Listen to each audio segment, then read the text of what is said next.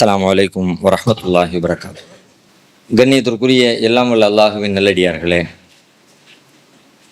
திருமறை குர்ஆனை வழங்கிய அல்லாஹ் ரப்புல் ஆலமீன் வெறுமனே அதை மந்திரமாக பொருள் புரியாமல் நீங்கள் ஓதி சென்றால் நீங்கள் நலம் பெறுவீர்கள், நன்மை அடைவீர்கள் என்கிற கோணத்தில் அல்லாஹ் நமக்கு அதை வழங்கவில்லை. திருக்குர்ஆன் நம்மிடத்தில் எதிர்பார்ப்பது அதை நாம் ஆழ்ந்து கற்க வேண்டும், கவனமாக சிந்திக்க வேண்டும். அவ்வாறு ஆழ்ந்து கவனிப்பதன் வழியாக, சிந்திப்பதன் வழியாகத்தான் ஒவ்வொரு காலகட்டத்திலும் ஒவ்வொரு மனிதனுக்கும் தேவைப்படுகிற வழிகாட்டுதல்களை அதிலிருந்து பெற்றுக்கொள்ள முடியும். ஒட்டுமொத்தமாக மேலோட்டமாக சில செய்திகள் சொல்லப்பட்டாலும் கூட எல்லா காலத்துக்கும் தேவைப்படுகிற போதனைகள், எல்லா மனிதர்களுக்கும் தேவைப்படுகிற வழிகாட்டுதல்கள் அது உள்ளுக்குள்ளே அல்லாஹ் தந்திருக்கிறான் என்று சொன்னால் அது பொதுவானதில்லை. ஏன்னா ஒவ்வொரு மனுஷனுக்குமான தேவைகள் வித்தியாசமானது, ஒவ்வொரு மனிதனுக்குமான பிரச்சனைகள் வித்தியாசமானது, ஒவ்வொரு மனிதனுக்குமான சூழல்கள் வித்தியாசமானது. அப்படின்னா எல்லாத்துக்கும் சேர்ந்தால் போல ஒட்டுமொத்தமாக ஒரு சின்ன புத்தகத்துக்குள்ள எல்லாருடைய விஷயத்தையும் வெளிப்படையாக விளக்க முடியாது. அதனால தான் அல்லாஹ் என்ன பண்ணான்னு கேட்டால், நீங்கள் ஆழ்ந்து சிந்தித்தால் உங்களுக்கு தேவைப்படுகிற விஷயங்கள் நீங்கள் கண்டறிந்து கொள்ள முடியும். உங்கள் சமூகத்துக்கு தேவைப்படுகிற விஷயத்தை, உங்கள் காலத்துக்கு தேவைப்படுகிற விஷயத்தை, உங்கள் சூழலுக்கு தேவைப்படுகிற விஷயத்தை, இந்த மாதிரி ஒவ்வொரு வகையிலையும் மாறுபடுகிற எல்லா செய்திகளையும் குர்ஆன்லேருந்து எப்படி பெற முடியும்னு கேட்டால், குர்ஆனை ஆழ்ந்து சிந்திப்பதன் வழியாகத்தான் பெற்றுக்கொள்ள முடியும். அந்த வகையில் திருமறை குர்ஆனை நாம் ஆழ்ந்து சிந்திக்கிற பொழுது நமக்கு கிடைக்கிற இன்னொரு மிக முக்கியமான ஒரு சித்திரம், பொதுவாகவே நம்முடைய சமூகத்தில் சில மனிதர்கள், அதிகமானவர்கள் இல்லாட்டும் கூட ஒரு கணிசமான மக்களிடத்தில் நாளைக்கு நாம் போய் நம்ம குளிக்கு நம்ம தான் பதில் சொல்ல வேண்டியது இருக்கிறது. வேற எவனும் வந்து சொல்ல போகிறதில்லை. எந்த ஜமாத்தும் வராது, எந்த அமைப்பும் வராது, எந்த மொஹல்லாம் வராது, எந்த நிர்வாகியும் வரமாட்டாங்க. அதனால நாம கரெக்டாக இருந்தால் போதும் என்கிற ஒரு வாதம் பரவலாக எல்லாராலும், அமைப்பு, ஜமாத்து, கூட்டமைப்பு, இந்த மாதிரி செயல்படக்கூடிய மக்கள் உட்பட எல்லாரிடத்திலும் இருக்கிற ஒரு பொதுவான எண்ணம் என்னன்னு கேட்டால், நாம் போய் நம்ம கேள்விக்கு நம்ம தானே பதில் சொல்ல போகிறோம், அதனால நம்ம கரெக்டாக இருந்தால் போதுமானது என்கிற கோணத்திலே செயல்படக்கூடிய ஒரு கணிசமான மக்களை பார்க்குறோம். உண்மையில் நம்ம கேள்விக்கு நம்ம தான் பதில் சொல்லுவோமா? நம்ம தான் பதில் சொல்லுவோம். அது மாற்றமானதும் இல்லை, குர்ஆனுக்கு எதிரானதும் இல்லை. திருக்குர்ஆன் நிறைய இடங்கள்ல இந்த கருத்தை வலியுறுத்தவும் செய்கிறது. வலா தஸிரு வாஸிரத்தும் விஸ்ர உக்ரா, ஒருத்தருடைய சுமையை இன்னொருத்தர் சுமக்க மாட்டார் அப்படின்னா அவன் செஞ்சது அவனுக்கு. அது ரொம்ப கிளியர் கட்டாக குர்ஆன் பேசுகிறது. அல்லை செலி இன்சானி, இது நிறைய இடங்கள்ல வருகிறது. வேற வேற வார்த்தையில் எல்லாம் இந்த கருத்தை சொல்லிக்கிட்டே இருக்கிறான். அல்லை செலி இன்சானி இல்லாமா சகா, ஒரு மனிதன் அவன் எதை முயற்சித்து தேடிக்கொண்டானோ அதை தவிர வேறொன்றும் அவனுக்கு இல்லை. அன்ன சயஹு சௌஃபயுரா, அவனுடைய முயற்சி அவனுக்கு நாளை மறுமையில் காட்டப்படும். அவன் என்ன செஞ்சானோ அதுக்குரிய பிரதிபலனை அவன் கண்டுகொள்வான். அவன் அவன் செஞ்சதுதான் அவனுக்கு என்கிற கருத்தை இந்த வசனத்தின் வழியாகவும் அல்லாஹ் நமக்கு தெளிவுபடுத்துகிறான். அதே மாதிரி நாளை மறுமையை பற்றி சொல்கிற நேரத்தில் இன்னொரு இடத்துல அல்லாஹ் சொல்றான், குல்லுஹும் ஆத்தீஹி யௌமல் கியாமத்தி ஃபர்தா, நாளை மறுமையில் கியாமத்து நாளையில அவர்கள் ஒவ்வொருவரும் தனித்தனியாகவே நம்மிடத்தில் வருவார்கள்.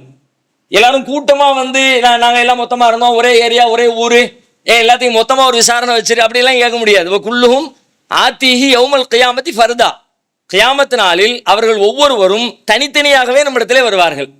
அப்போ டீமா அங்கே வேலையே கிடையாது. டீமா போய் நிற்கிற பஞ்சாயத்துக்கு வேலையே கிடையாது. ஏன்னா டீமா விசாரிக்கும் பல நேரத்தில் பல பேர் தப்பிச்சிருவான். ஒரு ஸ்கூலு கரெக்டாக போய்கிட்டு இருக்கு, நல்ல முன்னேற்றமாக நல்ல லாபம் தந்துக்கிட்டே இருக்குது, அதில் அப்படின்னு போய் நீங்கள் மேலோட்டமாக பார்த்தீங்கன்னா ஒரு 50 பேர் அங்கே ஒர்க் பண்ணுறாங்கன்னு வைங்க, ஒரு 40 பேர் நல்லா ஒர்க் பண்ணுவாங்க, ஒரு 10 பேர் டிமிக்கி கொடுத்துட்டு இருப்பான். அவன் ஸ்கூல் எப்படிப்பா போகுதுன்னு மொத்தமாக விசாரிச்சா டிமிக்கி கொடுக்குற 10 பேரும் சேர்ந்து தப்பிச்சிருவான். தனித்தனியாக நீ என்ன செஞ்சேன்னு கேட்டால் 10 பேரை பிடிச்சிடலாம். அப்போ அதனால நாளை மறுமையில் எல்லாம் டீமாலாம் கூப்பிட மாட்டான், ஒவ்வொருத்தராக தான் கூப்பிட்டு நீ என்ன செஞ்சேன்னு விசாரிப்பேன். இது இப்படி குர்ஆன் நெடுகிலும் வலக்கது ஜிதுமுனா ஃபுராதா கமா ஹலக்னாக்கும் அவ்வளவு மர்றான், உங்களை நாளை நாம் கொண்டு வருவோம், ஃபுராதா தனித்தனியாகத்தான் கொண்டு வருவோம், கமா ஹலக்னாக்கும் அவ்வளவு மர்றா, உங்களை ஆரம்பத்தில் எப்படி படைத்தோமோ அது போலவே தனியாக.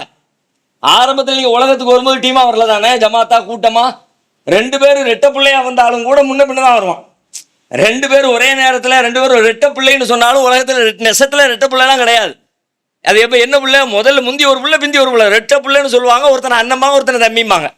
அப்படின்னா என்னன்னு கேட்டால் ஒருத்தன் முந்தி ஒருத்தன் தனியாக தான் வர முடியும், சேர்ந்து வர்றதுங்கிற உலகத்தில் கிடையவே கிடையாது. அப்போ நாளை மறுமையிலையும் உலகது ஜிதுமுனா ஃபுராதா கமா ஹலக்னாக்கும் அவ்வளவு மர்றா, இதற்கு முன்பு உங்களை எவ்வாறு தனி படைத்தோமோ அதுபோலவே நீங்கள் நாளை மறுமையில் தனியாகவே கொண்டு வரப்படுவீர்கள்.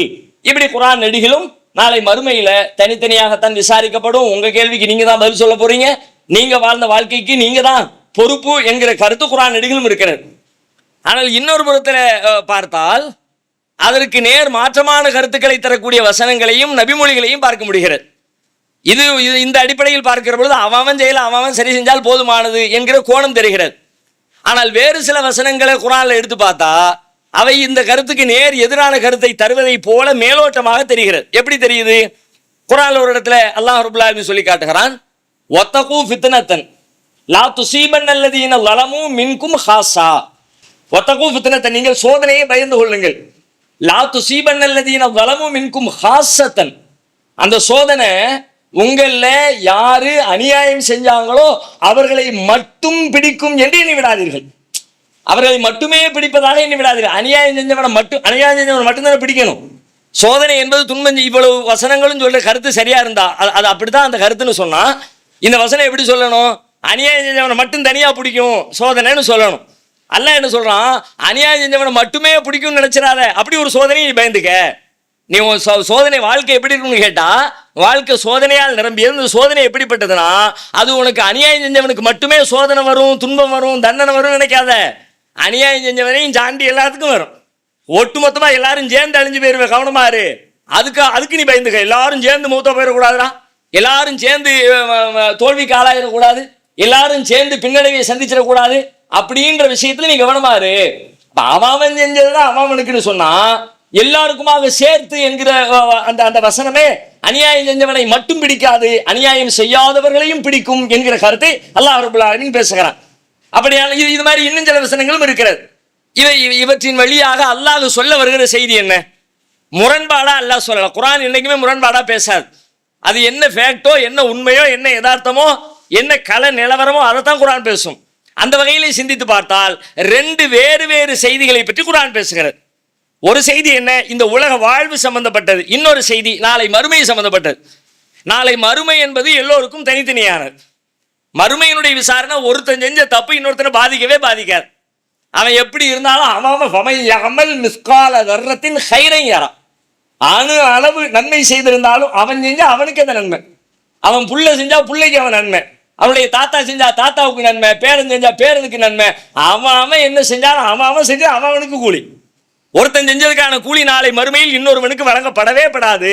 இது நாளை மறுமை குறித்து நம்ம வேலை பார்த்த வசனங்கள் எல்லாமே அதைத்தான் பேசுகிறது. அதை போய் நீங்க இந்த உலகத்துக்கு அப்ளை பண்ணவே கூடாது. உலகத்தில் நடக்கிற ஒரு காரியத்தில் அவன் செஞ்சதுக்கு அவன் என்ன நீங்க பேச முடியாது. ஏனென்றால் இந்த உலகம் இறைவனால் எப்படி படைக்கப்பட்டிருக்கிறது என்றால், இந்த உலகத்திலே ஒருவன் செய்தது இன்னொருவனை பாதிக்கும். ஒருத்தன் செஞ்சது இன்னொருத்தர் இது பெருசா விளக்க வேண்டிய விஷயமே இல்லை. ஒருத்தர் சிகரெட் குடிக்காதீங்களேன், சிகரெட் குடிக்கிறவன் மட்டுமா சிகரெட்டின் தீமைகளை சந்திக்கிறான், அனுபவிக்கிறான். அதை குடிக்கிறவன் எவ்வளவு துன்பத்தை அடைகிறானோ, எவ்வளவு உடல் நோய் கூறுகளை அனுபவிக்கிறானோ, அதற்கு இணையாக குடிக்காமல் பக்கத்திலே அவனுடைய காற்றை சுவாசித்தவனும் அனுபவிக்கிறானே. அப்ப இந்த மாதிரி நிறைய உதாரணங்களை உலகத்துல பார்க்க முடியும். உலகத்தை எப்படி வச்சிருக்காங்கன்னா, உலகத்துல நீ செய்யறத வச்சு வாழ்வு இருக்குன்னு வச்சாத, உன் பக்கத்தில் உள்ளவன் செய்யறத வச்சு உன் வாழ்வு மாறும். அவன் எப்படி இருக்கான்றது நீ கவனிக்காம போனா உன் வாழ்க்கையை சேர்ந்து அடிச்சு போயிடும். நீ என் வாழ்க்கை நான் நல்லா இருக்கும், நான் ஒழுக்கமா இருக்கேன், நான் போய் பேசுறேன், நான் தொழுகிறேன், நானும் போய்க்கிறேன், நான் இருந்தேன்னா நீ நல்லா இருப்பவா, நீ நல்லவன் தான். மறுமையில உனக்கு கூலி கிடைச்சிரும். நீ தொழுதாய் நன்மையை தந்துருவான், நீ நோன்பு வைத்தாய் நன்மையை தந்துருவான், நீ போய் பேசல நன்மையை தந்துருவான். ஆனா இந்த உலகத்தினுடைய நீதி எப்படி வச்சிருக்கான் தெரியுமா? நீ நல்லா இருந்த உன் பக்கத்துல ஒரு அசமா போன ஒருத்தர் இருந்தான்ல, அவனுக்கு வரக்கூடிய துன்பங்கள், அவன் தேடிக்கொள்கிற தீமைகள் உன்னை தாக்காமல் இருக்கவே இருக்காது. அவன் உலகத்தை எப்படி பார்க்க? உலகத்துல நீ போற ஒரு வண்டி ஓட்டுகிற மனிதன் எப்படி ஓட்டுகிறான்? வாகனம் ஓட்டுகிறவன் காரை ஒருத்தர் டிராவல் பயணம் பண்றாரு, வண்டி ஓட்டிட்டு போறாரு. நான் கரெக்டா போறேன்ப்பா, என் எல்லைக்குள்ள போறேன்ப்பா, என் ரூட்ல போறேன்ப்பா, நான் இடதுபுறமாவே போறப்பா, நான் சிக்னல் பார்த்து போறப்பா மட்டும் சொல்லக்கூடாது. ஏத்தாப்புல வர்றேன் எப்படி வர்றான்னு சேர்த்து பார்க்கணும். இல்ல அதையெல்லாம் எனக்கு கவலை தேவை. அவனே வந்து தட்டி தூக்கிட்டு போயிடுவான். அவன் தான் தட்டுனா செத்தது நீ இல்ல. அப்ப நீ வாதம்லாம் பேச முடியாது. அவன் தான் தட்டுனா செத்தது யாரு, பாதிக்கப்பட்டது யாரு, கை உடைஞ்சது யாரு? அவன் செஞ்சாலும் உனக்கு துன்பம் வரும். நீ துன்பத்தை செய்யல, இன்னொருத்தன் துன்பம் செஞ்சா, அப்ப நீ என்ன பண்ற? அவன் வந்து அடிச்சிடக்கூடாது. முன்னாடி ஏத்தாப்புல வர்றான்னு பாக்குறல்ல, சைடுல வர்றான்னு பாக்குறல, ரெண்டு பக்கம் மிரர் வச்சிருக்கல, வலது பக்கம் ஒரு கண்ணாடி, இடது பக்கம் ஒரு கண்ணாடி, முன்னாடி பின்னாடி எல்லா பக்கமும் நாலா பக்கமும் சுத்தி எதுக்கு பார்க்க? நான் கரெக்ட்னு போக வேண்டியதானே? அப்ப அது கண்ணுக்கு முன்னாடி அதனுடைய விளைவு தெரிகிற காரணத்தினால் நான் சரியாக இருந்தால் மட்டும் போதாது, என்னை சுற்றிலும் இருக்கிறவர்கள் சரியாக இருக்கிறார்களா என்பதை நான் உத்தரவாதப்படுத்திக் கொள்ள வேண்டிய கட்டாயம் எனக்கு இருக்கிறது. அந்த மாதிரி இல்லாட்டி நான் பயணத்தையே ஒதுக்கிடணும். அவன் வண்டியை குடிச்சு போட்டு வர்றான், வண்டி அப்படி இப்படி தெற்கையும் மேற்கையும் கிழக்கையும் வண்டி சுழலுதா, அந்த ரோட்டை விட்டே வண்டி இறக்கி கீழே நிப்பாட்டிரு. நீ அப்பதான் உனக்கு சேஃப்டி நீ யோசிக்கிறல்ல. அவன் தானே குடிச்சிட்டு ஓட்டுனா, நான் குடிக்கவில்லை என்னங்க வாதம் பேசல. ஒட்டுமொத்த மனித வாழ்வையும் அல்லாஹ் ரப்பல் ஆலமீன் இந்த உலகத்தின் இயற்கை நியதிகளில் ஒன்றாக இப்படித்தான் அல்லாஹ் ஏற்படுத்தி இருக்கிறான். நீங்கள் உங்களுக்கு அருகில் இருக்கிற மனிதர்களை, உங்கள் பிள்ளைகளை, பெற்றோரை, சமூகத்தை நீங்கள் கவனிக்கவில்லை என்றால் அவர்களுக்கு வருகிற அவர்களுடைய பிழைகளால், அவர்களுடைய இயலாமைகளால், அவர்களுடைய பலவீனங்களால், அவர்களுடைய தவறுகளால் அவர்களை வந்து அடைகிற துன்பம் அவர்களுக்கு அருகிலே வாழ்கிற உங்களையும் வந்து அடையும். அவ என்ன பண்றது? நான் உலகத்தில் வாழும்போது நான் யோசிக்க கூடாது, நாமும் யோசிச்சாகணும். நான் நல்லா இருக்கணும்னாலும் என் பக்கத்தில் உள்ளவன் நல்லா இருந்தா தான் நல்லா இருக்க முடியும். நான் அவனுக்கு என்ன செய்யறதுன்னு சேர்த்து யோசிக்காம இருந்தா நான் இந்த உலகத்தில் நல்லபடியாக மறுமையில் வாழ்வேன். மறுமையில் எல்லாம் அநீதி இழைக்கவே மாட்டான். ஆனால் இந்த உலகத்தில் நான் நன்றாக வாழ முடியுமா? முடியவே முடியாது. இது இறைவன் சொல்லுகிற தன்னுடைய மாறாத நியதிகளில் ஒன்று என்று குர்ஆன் பேசுகிறது. மிக நம்ம ரொம்ப தெரிந்த நம்முடைய உதாரணங்களை பாருங்களேன். நபி ஸல்லல்லாஹு அலைஹி வஸல்லம் அவர்கள் இந்த மூமின்களுக்கு உதாரணம் சொன்னார்கள். நிறைய உரைகள்ல, நிறைய பயான்களை கேள்விப்பட்டிருப்பீங்க. குறிப்பாக ஒற்றுமையை பற்றி பேசுகிற எல்லா இடங்களிலேயும், சமுதாய போராட்டங்களை பற்றி பேசுகிற எல்லா உரைகளிலேயும், தவறாமல் இடம்பெறுகிற ஏழை எளிய மக்களுக்கு உதவி செய்ய வேண்டும், பாதிக்கப்பட்டவர்களுக்கு அரவணைப்பாக இருக்க வேண்டும் என்று சொல்லுகிற எல்லா இடங்களிலும் மீண்டும் மீண்டும் பேசப்பட்ட ஒரு நபிகளாயத்துடைய நபி மொழி ஒன்று. நபிகளார் சொன்னார்கள், அல் மூமினூன க ரஜுலின் வாஹிதின். மூமின்கள் ஒரு உடலை போன்றவர்கள். இனி இஸ்தகா ஐனுஹு இஸ்தகா குல்லுஹு. இந்த ஒரு உடல்ல என்ன அர்த்தம்? அதுல கண்ணுக்கு வலி ஏற்பட்டால் மொத்த உடலும் வலிக்கிறது. இதை நம்ம என்ன கோணத்தில் பார்த்தோம்? அக்கம் பக்கத்துல ஒருத்தன் நீ எப்படி இருக்குன்னு தெரியுமா? ரசூலுல்லாஹ் சொன்னா எப்படி இருக்குன்னு தெரியுமா? பக்கத்துல ஒரு முஸ்லீம் பாதிக்கப்பட்டாம்னா, சாப்பாட்டுக்கு வழி இல்லாம இருந்தாம்னா, அடிமைப்பட்டு கிடந்தாம்னா, துன்பத்துல இருந்தாம்னா, நீ சும்மா இருக்காதடா. உன் காலுக்கு வலி வந்துச்சுன்னா கை எப்படி மாத்திரையை வாங்குது, உன் கண்ணுக்கு வலி வந்துச்சுன்னா கால் இப்படி டாக்டர்கிட்ட ஓடுது. அந்த மாதிரி பாதிக்கப்பட்டு ஒரு முஸ்லீம் பக்கத்தில் இருந்தாவனா அவனுக்கு ஹெல்ப் பண்றதுக்காக நீ ஓடணும். இதுதானே இந்த கருத்திலிருந்து நாம விளங்கிய செய்தி. இதுதான் நமக்கு சொல்லப்பட்டது. இப்படித்தான் நாம் சிந்தித்துக் கொண்டிருக்கிறோம். ஓகே, இந்த கருத்துக்குள்ள இருக்கு. ஆனா அந்த ஹதீஸ் சொல்லுகிற மறைமுகமான கருத்தை தான் இப்ப நம்ம பேசிக்கிட்டு இருக்கோம். நேரடி கருத்து என்ன? நேரடி வார்த்தை என்ன? நேரடியா ரசூலுல்லாஹ் என்ன சொன்னாங்க? நீங்கள் பாடுபட வேண்டும், நீங்கள் உதவி செய்ய வேண்டும் ரசூலுல்லாஹ் சொல்லல.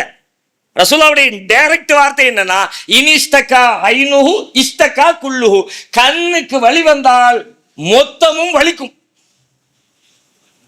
உனக்கு வலிக்க வேண்டும்னு சொல்லல. இஸ்தகா குல்லு, கண்ணுக்கு வலி மொத்தம் வலிக்கும். ஒருத்தனுக்கு துன்பம் வந்தா அந்த துன்பம் ஒன்ன பாதிக்கும். அதான் அர்த்தம். ஒருத்தனுக்கு துன்பம் வந்தா, ஒருத்தன் தப்பு செஞ்சா அந்த தப்பின் பாதிப்பு உன்னையும் அந்த அடையாம இருக்காது. ஆனா நம்ம எல்லாருமே அதுல இருந்து கிடைக்கிற பாடத்தை பத்தி பேசணும். அதுல முக்கியமான பாடம் என்ன தெரியுமா? உன் பக்கத்தில் உள்ள பிரச்சனையா இருந்தாம்னா அந்த பிரச்சனை உன்னை பாதிக்கும்பா. அதனால அவன் பிரச்சனையிலிருந்து அவனை மீட்டெடுக்க, அவனும் அந்த சிக்கலில் இருந்து விலகி வர, அப்படி நீ யோசி. நான் மட்டும் இருந்தா போதாது, என்னை சுத்தி இருக்க ஆளும் சரியா இருக்காங்களா யோசிக்கணும். இல்லைன்னா நீ சரியா இருக்க முடியாது. இன்னொரு நபிகளாயத்துடைய அருமையான இன்னொரு உதாரணம், நமக்கெல்லாம் தெரிந்த நபி மொழிதான். பல தடவைகள் மீண்டும் மீண்டும் தாவா களத்திலே நினைவுபடுத்தப்பட்டு கொண்டே இருக்கிற ஒரு நபி மொழி, ஒரு உதாரணம். கப்பல்ல 2 பேர் போனாங்க. ரசூலுல்லாஹ் சொன்னாங்க, ஒரு கப்பல் பயணம் புறப்படுகிறது. அந்த கப்பல்ல ஒரு தேவை நிமித்தமாக ஒரே இடத்துல இருப்பதுக்கு பதிலாக மேல கீழே பிரிச்சு, கொஞ்சம் பேர் மேல கொஞ்சம் பேர் கீழே சீட்டு குலுக்கி போட்டு, மேல் தட்டுல கொஞ்சம் பேரும் கீழ் தட்டுல கொஞ்சம் பேரும் இருக்கிறாங்க. தண்ணி எல்லாத்துக்குமான பொது தண்ணி மேல இருக்குது. ரசூலுல்லாஹ் சொல்றாங்க, மேல் தளத்துல தான் குடி தண்ணீர் வைக்கப்பட்டிருக்கிறது. கீழ்த்தளத்தில் உள்ளவர்களுக்கு தண்ணீர் தேவைப்பட்டால் அவங்க மேல போய் தண்ணி எடுத்துட்டு வரணும். இப்ப கீழே உள்ளவர்கள் பேசுகிறார்கள், நம்முடைய பொறுப்பிலேயே கப்பல் இருக்கிறது, நம்முடைய பொறுப்பின் கீழ் இருக்கிற அந்த கப்பலுக்கு கீழே தண்ணீர் இருக்கிறது, பெரும் கடல்ல தான் நம்ம கப்பலே ஓடிக்கிட்டு இருக்கு. நாம மேல ஏறி தண்ணி குடிக்கிறதுக்கு பதிலா பேசாம இங்க ஒரு ஓட்டையை போட்டுட்டா தானா தண்ணி வர போகுது. குடத்தை எடுத்துட்டு போய் தண்ணிக்கு லைன்ல நிக்க வேண்டிய தேவை கூட இல்லை, தானா தண்ணி பொத்துக்கிட்டு வரப்போகுது என்று அவர்கள் கலந்து ஆலோசிக்கிறார்கள். இவ்வாறு கலந்து ஆலோசிக்கிற பொழுது நான் கரெக்டா இருக்கிறேன், மேல உள்ளவர் இருந்தால் கீழே பாதிக்கப்பட போவது யார்? ரசூலுல்லாஹ் கேட்கிறாங்க. கீழே உடைச்சு தண்ணி மேல வந்துருச்சுன்னா கப்பல் மூழ்கி எல்லோருமே செத்து போவார்கள். அவன் தானே தப்பு செஞ்சான், அவனுக்கு மட்டும்தானே அந்த துன்பம், நான் ஒன்றும் செய்யலையப்பா, நான் பேசாம இருப்பேன்னு உன்னால் சும்மா இருக்க முடியுமா? அவன் செய்கிற பிழை உன்னை பாதிக்க சொல்ல வர்ற செய்தி அவன். பிறருடைய பாதிப்பு, பிறருடைய தவறு, பிறருடைய துன்பம், பிறருடைய தீமை இந்த உலகத்தில் உங்களை பாதிக்கும். எவ்வளவு பாதிக்கும்? இன்னொரு உதாரணம் சொல்றேன், அதுவும் நம்ம எல்லாருக்கும் தெரிஞ்சதுதான். ரத்த தான முகாம்கள் எங்க நடந்தாலும் சரி இந்த வசனம் இல்லாத ரத்த தான போஸ்டரே இருக்காது, விளம்பரமே இருக்காது. மன் கத்தல நஃப்ஸன் பிகைரி நஃப்ஸின் அவ் ஃபஸாதின் ஃபில் அர்த் ஃபகஅன்னமா கத்தல நாஸ ஜமீஆ. யார் ஒருவர் மன் கத்தல நஃப்ஸன் பிகைரி நஃப்ஸ், அநியாயமான முறையில் ஒரு உயிரை கொள்கிறாரோ, அவ் ஃபஸாதின் ஃபில் அர்த், இந்த பூமியிலே குழப்பம் விளைவிக்கிற நோக்கத்தில் ஒரு உயிரை கொள்கிறாரோ, ஃபகஅன்னமா கத்தல நாஸ ஜமீஆ, அவன் மனித குலத்தையே கொன்றவனை போலாவான். வமன் அஹ்யாஹா, யார் ஒரு மனிதனை வாழ வைக்கிறாரோ, ஃபகஅன்னமா அஹ்யன் நாஸ ஜமீஆ, அவர் மனிதர்கள் அனைவரையுமே வாழ வைத்தவரை போலாவார். ஒருத்தவனை கொன்னா எல்லாத்தையும் கொன்ன, ஒருத்தனை வாழ வச்சா எல்லாத்தையும் வாழ வச்ச. இந்த வசனம் சொல்லுகிற செய்தி என்ன? எனவே ஒருவர் ரத்தம் கேட்டு போராடி கொண்டிருக்கிறார், நீங்கள் ரத்தத்தை கொடுத்து அவரை காப்பாற்ற போவுங்கள். அதுவும் இருக்கு, அதுக்குள்ள அந்த அர்த்தமும் இருக்கு, இல்லைன்னு மறுக்கல. ஆனால் அந்த வசனம் சொல்லுகிற செய்தி என்ன? ஒருத்தன் செய்யற தப்பு ஒரு ஆளுக்கு தான் நீ செஞ்ச, ஆனா மொத்தத்தையும் பாதிக்காது, மொத்தத்தையும் பாதிக்கும். பாதிப்பு இல்லாம முடியாது. அனைவரையும் கொன்றவனை போலாம். அப்ப அனைவரும் கொல்லப்பட்டால் அனைவரும், இவன் கொன்னது ஒரு ஆளு தானே. நம்மளே இப்படி பேச மாட்டோம். நம்மகிட்ட நீதி, நம்ம ஒரு நீதிமன்றம் வச்சிருக்கோம், இடத்துல நீதி கேட்டு வந்தா ஒருத்தன் ஒரு தப்புக்காக வேண்டி, ஒரு கொலைக்காக வேண்டி ஒரு குடும்பத்தை கொலை செய்வோமா? நம்ம நீ எல்லாத்தையும் காலி பண்ண குற்றவாளின்னு தீர்ப்பு சொல்லுவோமா? நம்ம சொல்ல மாட்டோம். ஆனா ரப்புல் ஆலமீன் சொல்றான், இல்ல நீ ஒருத்தரை கொலை பண்ணா மொத்த உலகத்தில் இருக்க எல்லாத்தையும் கொலை பண்ண மாதிரி தான். உன்னுடைய பாதிப்பு அந்த ஒருவனுக்கு மட்டுமல்ல, இந்த தீமை, இந்த தீங்கு, இதன் இழப்பு, இதனுடைய துன்பம் மொத்த உலகத்தையும் சென்றடையும் என்று அல்லாஹ் பேசுறானா இல்லையா? அவன் நான் தனித்து என்று இந்த உலகத்தில் யோசிக்க கூடாது.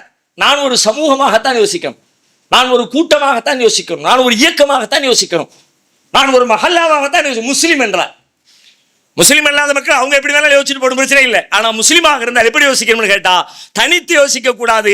என்னை சுற்றிலும் இருக்கிற மக்களையும் சேர்த்து என்னுடைய முன்னேற்றத்திற்காக எப்படி யோசிக்கிறேனோ, என்னுடைய அறிவுக்காக, என் ஆற்றலுக்காக, என் ஆரோக்கியத்திற்காக, என் செல்வத்திற்காக, என்னுடைய மரியாதைக்காக எப்படியெல்லாம் யோசிக்கிறேனோ அதே யோசனையை எனக்கு அருகில் இருக்கிற மனிதர்கள் விஷயத்திலும் நான் யோசிக்க வேண்டும் என்பதைத்தான் இந்த திருமறை குர்ஆனுடைய வசனங்கள் நமக்கு சொல்லுகிறது. அந்த அடிப்படையில் யோசிக்கிற நன்மக்களாக அல்லாஹ் நம் அனைவரையும் ஆக்கி அருள்வானாக.